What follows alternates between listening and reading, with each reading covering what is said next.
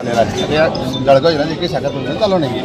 मधुकर सहकारी साखर कारखान्याची विक्री झालेली आहे. तो चालू करण्यासाठी आपण काय प्रयत्न करणार, या लोकांना रोजगार देण्यासाठी काय करणार आहे? असा विषय मधुकर साखर कारखान्याच्या संदर्भात बरेचसे ॲलिगेशन माझ्यावरही मागच्या काळामध्ये लावले गेले.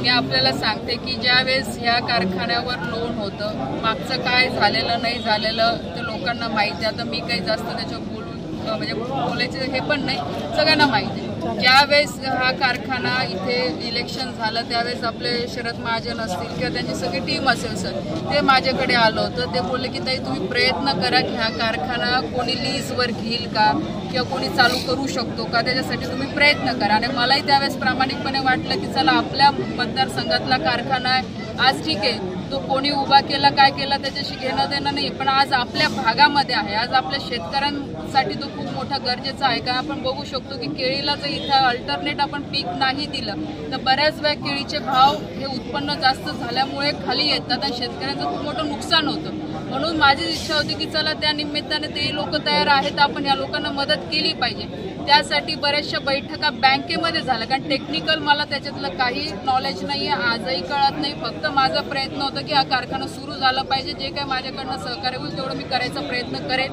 सगळं झाल्यानंतर बँकेने रिझर्व्ह बँकेकडे रिपोर्ट पाठवल्यानंतर बँकेने केलं हे तुम्ही लीजला देऊ शकत नाही, लीजला द्यायचं असेल तर तुमचं काही 100 कोटी जे आहे ते कर्ज भरा आणि नंतर तुम्ही लीजला द्या. बँकेने निर्णय घेतला की हा तुम्ही अर्धा विकत आम्ही काढू.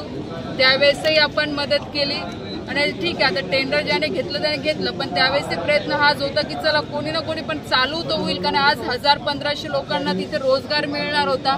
आणि सगळ्यात महत्त्वाची गोष्ट म्हणजे आज शेतकऱ्यांना आज केळीला एक अल्टरनेट भेटलं असतं, भाव स्थिर राहिले असते. आज सगळं केळीतनं नाही तो ऊसातनं भाव मिळाला, ऊसातनं नाही तर केळीतनं मिळालं असतं, कारण की आज आपण सगळं अवलंबून केळीवर आहे. पण आज कुठे ना कुठे जर साखर कारखाना सुरू झाला असतं तर बऱ्याचशा गोष्टी इथे आपल्या संपल्या असतात. त्याच्यानंतर आज इथे मोठी एवढी डिस्लरी आहे, 4 लाख क्रशिंग इथे होत होतं जे माझ्या माहितीच्या हिशोबाने. तर एवढी मोठी उपलब्धी असताना सुद्धा तिथे विरोध करण्यात आला आणि शेवटी ना कारखान्यात त्यांनी नाही चालू केला आणि जो घेतलं त्यालाही चालू करून नाही दिलं. तर आता याचा विचार जनतेनेच केला पाहिजे.